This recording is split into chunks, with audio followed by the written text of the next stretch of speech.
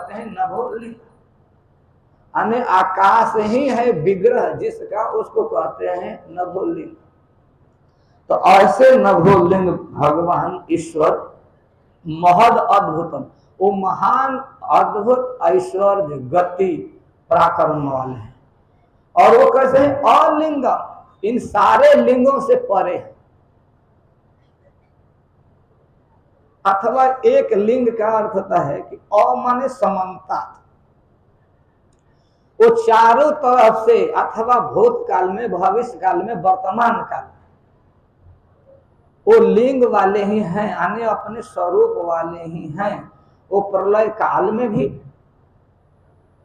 सृष्टि काल में भी, पालन काल में भी, सभी अवस्थाओं में, यानी भूत भविष्य वर्तमान, सुषुप्ति जागृत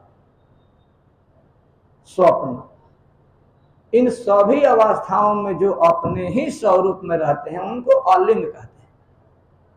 संस्कृत में अ का अर्थ होता है न, और लिंग का अर्थ होता है विग्रह।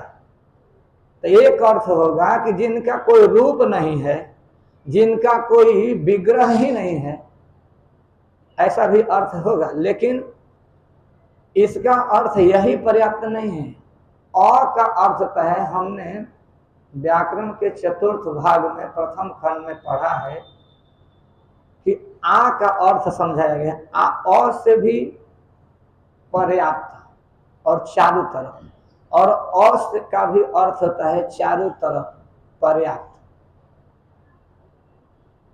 तो अ का अर्थ होता है कि असमन्ता पर्याप्त रूपेण लिंगो आकारो जस्य स अलिंग,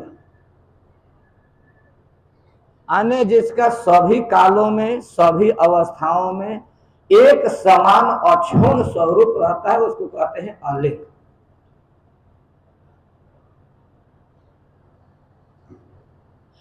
तो नभो अलिंग, यहां पर वर्णन करेंगे नभो लिंगम महद्भूतम अलिंगम ईश्वर, वही भगवान ईश्वर एतावत उक्तवा, इतना कहकर ऊपर राम वो चुप हो गए।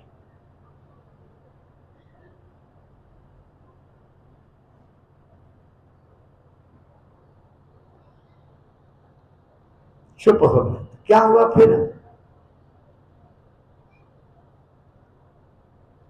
अनुकंपित अहम च महता महीयसे तस्मै शेषना अवनाम विदधे। तो मैं बड़ा आश्चर्य में पड़ा और उनको प्रणाम किया, अपने सिर को झुकाकर। जब हमने आकाशवाणी सुनी तो उस अद्भुत कर्मा भगवान को नमस्कार किया, सिर झुकाकर प्रणाम किया। महान ईश्वर को हमने प्रणाम किया। तत्प्रसिद्धम महदभूतम अस्य महतो भूतस्य निश्वसितमेतद् ऋग्वेदः इत्यादि श्रुते कीदृशम ईश्वरम सर्वनियंत्री नभसि लिंगम मूर्ति जस्य तत्र भो लिंगम सन्नितितम न लिंगते इत्यलिंगम तस्मै अदृष्टव्य भगवते अवनाम प्रणाम विदधे कीर्तमान अहम तेन अनुकंपित। अर्थ कर चुका हूं। कभी मैंने प्रणाम को, भगवान को प्रणाम किया और उस प्रणाम से भगवान अनुकंपित है। भगवान हम पर द्रवीभूत हुए, कृपा की। क्योंकि प्रणाम करने से भगवान प्रसन्न होते हैं और सारे दुख मिट जाते हैं। नाम संकीर्तनम जस्य सर्व पाप प्रणाशनम प्रणामो दुख समनस तम नमामि हरिम। तो उस भगवान को हमने प्रणाम किया और भगवान अनुकंपित, उन्होंने दया की। नामाननम तपः पठन् गुह्यानि भद्राणि कृतानि च स्मरन् गाम्पार्यटं तुष्टमनागतस्पृहः कालं प्रतीक्षन्न विमग्धो विमत्सरः। अब श्री नारद जी 26वें अध्याय में कह रहे हैं कि नाम आने, भगवान के बहुत सारे नाम हैं। चैतन्य महाप्रभु के शिक्षाष्टकम में है, नाम नाम कार्य बहुधा, नाम नाम अकारी बहुधा, बहुधा नाम अकारी। आपके बहुत सारे नाम हैं, बहुत सारे आकार हैं। बहुधा माने बहुत, अनेक, न एक इति अनेक, आपके बहुत नाम है, बहुत आकार हैं। कभी मीन का आकार, कभी नृसिंह का आकार, कभी मोहनी का आकार, कभी बामन का आकार, कभी परशुराम का आकार, कभी पृथु का आकार, कभी सनत कुमार का आकार, कभी नारद का आकार, तो कभी व्यास का आकार। आकार आकार आकार, हमेशा आकार वाले हैं, फिर भी लोग कहते हैं कि निराकार है भगवान। बताइए कितनी आश्चर्य की बात है। और यहाँ महाप्रभु कह रहे हैं कि नाम नाम कार्य बहुत है, बहुत सारे नाम है, बहुत सारे रूप है, इसीलिए यहाँ नाम माने बहुवचन में। अगर एक नाम होता तो केवल नाम शब्द आता, लेकिन यहाँ कहें नाम नाम माने नाम, नामनी, नाम माने। जब इसका रूप चलाते थे ना, तो हमारे श्री गोपाल सिंह प्रधानाचार्य जी गुरु जी इसको बोलते थे, तो मुझको बहुत अच्छा लगता था। तो मैं कहता था गुरु जी आप इसको बोलकर 2-4 बार मुझे सुनाइए, क्योंकि उनके मुख से सुनने में मुझे बड़ा अच्छा लगता था। यानी हम लोगों के लिए कौतुक का विषय था, माने ना मानी, मानवे ना करिए इस अर्थ में हम लोग हंसते थे। लेकिन नाम शब्द के जब नामन शब्द से नाम बनता है तो नाम नामानि नामानि, नाम नामानि नामानि, क्योंकि प्रथमा विभक्ति में और द्वितीय विभक्ति में एक जैसा ही रूप चलता है नपुंसक लिंग। तो हम लोग सुनते थे और बार बार, औरों के तो हिम्मत नहीं पड़ती थी, लेकिन हमसे गुरुजी से बढ़िया संबंध था, तो हमारी बात मान लेते थे गुरुजी। तो मैं सुनता था।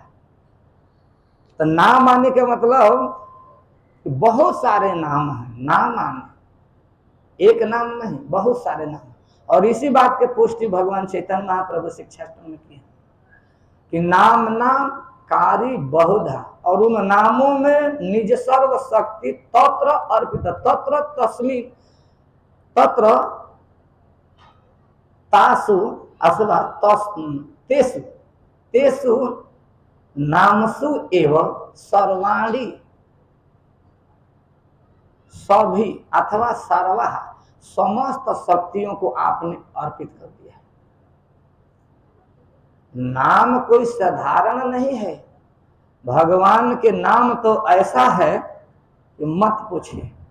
नाम के बल पर तो हम क्या नहीं कर सकते। नाम तो इतना बलवान है कि राम को भी पराजित कर देता है। कथा सुने हैं ना, राम से राम का नाम बड़ा, राम से राम का नाम बड़ा, गीत भी गाते हैं, लेकिन हम लोग कथा गाते हैं। एक बार, चलो आगे चलते हैं, नाम की महिमा बाद में बतलाएंगे। चलो आ रहा है तो कह ही देता हूं। नाम की महिमा है, नाम मानी पा गया, निज सर्वशक्ति। अब इस बात को उजागर करना है तो कहना ही पड़ेगा कि नाम में वो शक्ति है कि भगवान भी अपने नाम के सामने निरस्त हो जाते हैं। अरे संसार के देवता हार जाए, असुर हार जाए, लोग हार जाए, कोई आश्चर्य की बात नहीं, भगवान तक निरस्त हो जाते हैं। जो पद में गाते हैं कि राम से राम का नाम बड़ा, वास्तव में राम से राम का नाम बड़ा है। कैसे? तो एक इतिहास की कथा सुनाता। सुकंत नाम का एक राजा था, वह केमट देश का राजा था। सुकंत उसका नाम था, नारद जी का चेला था। सुमेरु पर्वत पर सत्संग हो रहा था, वो सत्संग करने के लिए जा रहा था। वहीं पर उसके गुरुजी नारद जी आ गए। नारद जी ने पूछा कि चेला कहाँ जा रहे हो? सुकंत ने कहा, चेला ने कहा कि गुरुदेव सुमेरु पर्वत पर सत्संग हो रहा है, वहां ऋषि ब्रह्मर्षि राजर्षि एक से एक जुटे हुए हैं, मैं भी दर्शन करने जाता हूं। क्योंकि बड़े भाग से तो संतों का दर्शन होता है। राम कृपा बिन सुलभ न सोई, तो भगवत कृपा से ही वो मिलते हैं। तो मैं आज वहीं जा रहा हूँ। ठीक है, जाओ जाओ, बहुत अच्छी बात है, यही तो करना चाहिए, क्योंकि तुम लोग अच्छा काम करोगे तभी लोग छोटे लोग सीखेंगे। जाओ जाओ जाओ। जब कुछ देर बढ़ा कहेगा सुनो सुनो सुनो सुनो, ठहरो ठहरो ठहरो, सुकंद ठहरो ठहरो। क्या गुरुदेव? देखो वहां जाओगे ना, बहुत सारे महात्मा आएंगे और आए होंगे, तो वहां महामुनि ज्ञानी विश्वामित्र जी भी आए होंगे। तो देखो तुम सबको प्रणाम करना, लेकिन विश्वामित्र जी को प्रणाम मत करना। ठीक है गुरुदेव, गुरु आज्ञा बड़ी सी। वहां पहुंचा सुकन और गुरु जी का के चले गए। अब हुआ क्या कि वहां गया, सभी ऋषियों को महर्षियों को प्रणाम तो किए, लेकिन महामुनि ज्ञानी विश्वामित्र जी को प्रणाम ही नहीं किए, क्योंकि गुरु जी माना किए।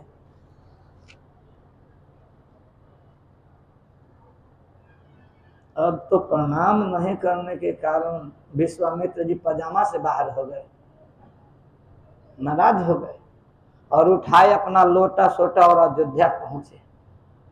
और लक्ष्मण जी पहरा कर रहे थे, राम जी सोए हुए थे।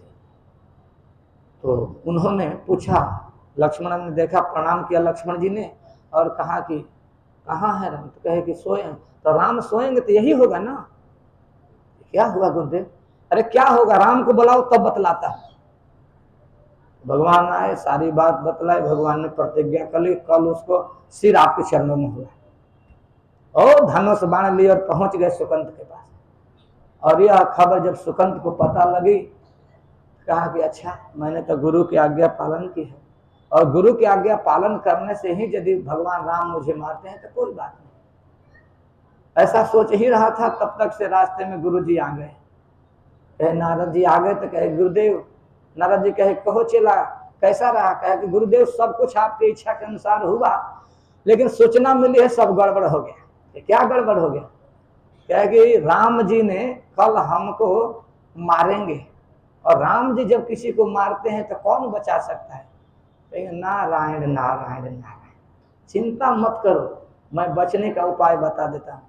अंजन पर्वत पर चल जाओ, अंजन पर्वत पर जाओ, वहां अर्धरात्रि में हनुमान जी की माता अंजना मैया पूजा करती है, और जाके साष्टांग मारना, उनके चरण को पकड़ के तब तक गिरे रहना जब तक वो अभय न दे दे, क्योंकि वो बड़ी दयालु है, तभी तो इतना बड़ा संत पुत्र प्राप्त की है। गए अर्धरात्रि में वैसा है कि मैया की शरण पकड़ ली। अब वो छोड़ ही नहीं रहे, तब कहीं को मैं तुमको अभय देती हूँ, छोड़ो चरण, सुकंत छोड़ो चरण, बताओ क्या बात है? तो सारी बात बतला दी। इसके बाद में मैया ने भी तपस्या की और कहे कि हमारे जहाँ हम सोती हैं उसके पीछे तू बढ़ जा, और द्वार पर स्वयं ही डंडा लेके खड़ी होगी कि राम जी आएंगे तो हम देखेंगे। माताएं भी बड़ी विचित्र होती है, साहस में तो पूछना ही नहीं है कि कितने इनके पास साहस है। अब हुआ क्या कि उसी समय हनुमान जी भी आ गए, और माँ को उदास देखे कि माँ उदास है, तो हनुमान जी अपने माँ को उदास कभी देखना पसंद नहीं करते। अब उन्होंने भी प्रतिज्ञा पर प्रतिज्ञा कर ली, कौन तुमको उदास किया है माँ, अभी उसको लाता हूँ, अभी उसको मार डालता हूँ। यहाँ तक प्रतिज्ञा कर ली कि राम जी ही हमारे क्यों ना हो, उनके साथ भी सामना करना होगा तो मैं सामना करूंगा, लेकिन तुमको उदास नहीं देखना था। बोलो किस कारण से उदास हो? तो जब इतनी प्रतिज्ञा हनुमान जी ने कर ली तो कहे कि क्या बतलाऊं, हम ही दिक्कत में थी, तुम भी दिक्कत में पड़ गए, ऐसी ऐसी बात है। हनुमान जी कहे कि कोई बात नहीं, जब प्रतिज्ञा हो गई तो हो गई, देखेंगे। अब भक्त और भगवान के बीच की लड़ाई है। हनुमान जी कहे सुकांत, अरे नालायक, तुम क्षत्रिय हो कि बैयर हो, लुगाई हो तुम? चलो इधर बाहर आओ, मैदान में चलते हैं, युद्ध करना है मैदान में कि इधर घर में? क्षत्रिय बाहर मैदान में युद्ध करते हैं। तो सुकांत लगा कांपने, अरे गुरु जी की बात तो सब फेल करेगा लगता है, चलो चलो जल्दी आओ, निकाले उसको। अब उसको बेचारे को चला भी नहीं जा रहा था, कहे कि चलो हमारे साथ, और उधर जाके चौड़े में कहे कि तू एक काम कर, हमारे पीछे बैठ जा। और जैसे जैसे मैं करूंगा वैसे ही वैसे करना। ठीक है। और हनुमान जी अपना पूंछ बढ़ाए और अपने पूंछ में उसको लपेट लिए, पूरा पूंछ में लपेट के पूर दिए चटाई जैसा, और अपने पीछे बांध के लटका लिए और पद्मासन लगा के जय राम श्री राम जय जय राम, जय राम श्री राम जय जय राम, जय राम श्री राम जय जय राम, जय राम श्री राम जय जय राम, जय राम श्री राम जय जय राम, जय राम श्री राम जय जय राम करने लगे हनुमान जी। तब तक से भगवान ठीक टाइम पर आ गए, क्योंकि रामो दूर न भाषते, भगवान झूठ बोलते ही नहीं है, दो किस्म की बात बोलते ही नहीं, वो ठीक टाइम पर पहुंच गए, क्योंकि गुरु को वचन दिया हूं। और रघुवंशियों का तो स्वभाव है कि प्राण जाए पर वचन न जाए, तो अपने वचन के पक्के होते हैं रघुवंशी। पहुंचे टाइम से तो देखे कि सुकांत तो हनुमान जी के पूंछ में है, इसका मतलब कि हनुमान ही इसकी रक्षा कर रहे हैं। तो भगवान देखे कि हनुमान जी इसको पूंछ में बांध कर रखे हैं और मेरे नाम ले रहे हैं, तो मैं बांध कैसे चलाऊंगा इस पर। तब वार्निंग दिए 3 बार, हनुमान जी हनुमान जी हनुमान जी, इसको छोड़ दीजिए, मैंने गुरु जी से प्रतिज्ञा की है और इसको ले जाकर उनके चरणों में इसके सिर डाल दूंगा। क्यों? कि हमारे गुरु का अपमान किया है, और गुरु के अपमान करने वाले व्यक्ति का मैं बिना दंड दिए क्षमा नहीं करवाऊंगा, छोड़ दीजिए, इसको तो दंड मिलेगा ही। तब वो कहते हैं हनुमान जी काहे को बोलेंगे, जय राम श्री राम जय जय राम, जय राम श्री राम जय जय राम, जय राम श्री राम जय जय राम, जय राम श्री राम जय जय राम, जय राम श्री राम जय जय राम, जय राम श्री राम जय राम, जय राम जय राम श्री राम जय जय राम, जय जय राम श्री राम जय जय राम लगाए हैं ढक। 3 बार थक गए कह कर वो मान ही नहीं रहे। तब हनुमान जी जब नहीं माने तो भगवान कहे कि देखो अब हमारा दोष नहीं है, मेरे शक्ति को रोको। तो हाथ जोड़ के जप कर रहे थे हनुमान जी, आइए स्वागत है। अब हुआ क्या कि हनुमान जी पर बाण चलाई भगवान राम। जानते हैं राम बाण अमोघ होता है, राम जी का बाण जीवन में कभी भी अचूक ही रहा है, लेकिन आज प्रथम बार राम जी ऐसे योद्धा के साथ युद्ध करने जा रहे हैं कि इनको भी मुक्की खानी पड़ रही है। पहला बाण जब चलाए तो बाण गया और हनुमान जी को परिक्रमा करके लौट के जाके तुरने में बैठ गया। भगवान को बड़ा आश्चर्य हुआ कि क्या बात है कि यह राम बाण भी लौट गया। और देखिए यहाँ हमारे श्याम कृष्ण प्रभु और श्री राम राघव प्रभु आए हैं, हम उनका स्वागत करते हैं। और संयोग से राम जी का और राम राघव जी का बड़ा मेल भी है। तो राम जी का बाण लौट के आ गया, दूसरा चलाए वो भी लौट के आया, तीसरा चलाए वो भी लौट गया, चौथा चलाए वो भी, पांचवा छठवां, सारी शक्तियां समाप्त। जब भगवान निहत्थे हो गए, जैसे परशुराम जी और गंगा पुत्र भीष्म का युद्ध हुआ कुरुक्षेत्र के युद्ध भूमि में, तो वहां परशुराम जी निहत्थे हो गए, गंगा पुत्र उनको निहत्था कर दिए। तो कहते हैं कि चलाओ बाण, रुको मत, कि नहीं निहत्थों पर बाण हम क्षत्रिय नहीं चलाते, तो नहीं चलाते हो तो लौट जाओ यहां से। तब प्रणाम किए और लौट गए। तो हनुमान जी देखे कि अब श्री राम जी निहत्थे हो गए, कुछ नहीं है इनके पास। तो राम जी को तो देखकर इनको बोलना नहीं था, भगवान ही बोले यहाँ पर कि हनुमान मैं हार गया और आप जीत गए, अब बतलाओ कि हमारी इज्जत कैसे बचेगी, इज्जत की बात है। तो हनुमान जी कहे कि प्रभु यह है सुकंठ, आप जो चाहें इसको करें, मैं इसको छोड़ता कि नहीं। आप जिसकी रक्षा किए हो, तो युद्ध में तो आपको मैं हरा नहीं पाया, तो इसको मारने का अधिकारी भी मैं नहीं अब रहा। अब तुम बतलाओ कि मैं कैसे अपने गुरु जी के वचनों का पालन करूं। कहे कि आपने तो यही वचन कहा है ना कि कल सूर्योदय होते होते सुकांत का सिर आपके चरणों में होगा गुरुदेव, यही कहे हैं न कहा। ये तो नहीं कहेंगे काट कर उसका सिर लाकर आपके चरणों में रखूंगा, ऐसा तो नहीं कहें, क्योंकि हनुमान जी बहुत बड़े व्याकरणी, वो शब्द को कहां कैसे घुमाएंगे समझना बड़ा कठिन काम है। इसका वर्णन वाल्मीकि रामायण में है। हनुमान जी जैसा व्याकरण कोई नहीं। 11 व्याकरण है, उसमें एक हनुमत व्याकरण भी है। तो हनुमान जी कहे कि आप इसको ले जाइए और गुरु जी के चरणों में डाल दीजिए, कह दीजिए कि गुरु जी आपके चरणों में श्रीकांत का सिर, सुकांत का सिर पड़ा हुआ है, अब गुरु जी को जो करना होगा करेंगे, आप ले जाइए। तो भगवान कहे कि अगर इच्छा हो तो हमारे साथ तुम भी चलो, शायद कहीं जरूरत पड़ जाएगी तो तुम हमारा सहयोग करोगे। तो दोनों चले, सुकांत भी, हनुमान जी भी और भगवान भी। जब वहां गए ठीक टाइम पर, तो भगवान के गुरु श्री विश्वामित्र जी ठीक अपने टाइम पर नहा धोकर तैयार थे। राम जी पहुंचे, कहे गुरुदेव गुरुदेव गुरुदेव, दंडवत प्रणाम गुरुदेव, चरण छूकर प्रणाम किए। कि आ गए राम? हाँ गुरुदेव। कहाँ है सुकांत? गुरुदेव ये है सुकांत और इसका सर आपके चरणों में है, मारा साष्टांग दंडवत। जब मारा साष्टांग दंडवत तो विश्वामित्र जी क्या कोई बाघ हैं कि खा जाएंगे? कहते हैं उत्तिष्ठ बस उठो उठो। प्रसन्न हो गए गुरुदेव भी, भगवान भी, हनुमान जी भी।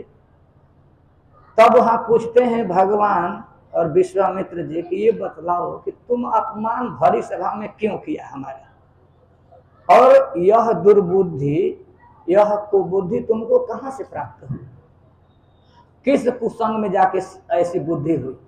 तो सुकांत कहता है कि गुरुदेव यह कुसंग में जाकर नहीं सीखा, यह तो सत्संग में अपने श्री गुरुदेव नारद जी से सीखा हूं। जैसी हमारी गुरु जी की आज्ञा थी वैसा ही मैं किया हूं। गुरु आज्ञा बड़ी ऐसी, गुरु मुख पद्म वाक्या चिते ते करिए आए के आर न करिए मन आशा। हमने तो गुरु वचनों का पालन किया है। तो भगवान सुने और विश्वामित्र जी जब ऐसा सुने तो कहते हैं कि अच्छा नारद जी ऐसा कहते थे? हाँ। तो दोनों सिर हिलाने लगे, नारद जी कहे हैं तो इसका मतलब कि कुछ इसमें विशेष रहस्य है। तो नारद जी तुमको बताएंगे? नहीं हमको क्यों पता है, वो तो गुरु जी जाने। तो कहाँ है नारद जी?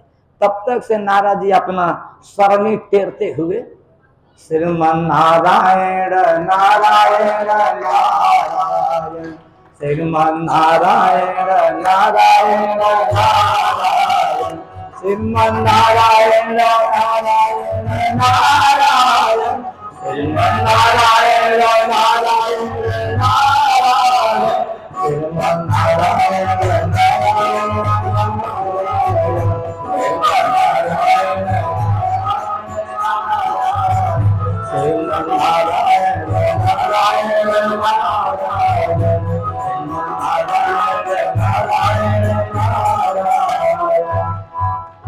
जैसे ही गुरु जी और विश्वामित्र जी याद किए, वैसे ही नारद जी वहीं अपना वीणा कनकनाते हुए पहुंच गए।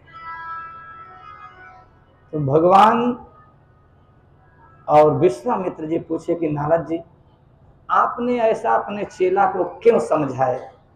तो श्री नारद जी कहते हैं भगवान यदि आपके गुरु का अपमान नहीं होता तो कैसे जगत में पता चलता कि राम से बड़ा राम का नाम।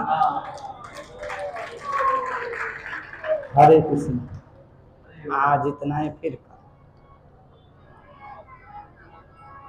तो भगवान का नाम बहुत बड़ा है, ना माने इसकी व्याख्या फिर कल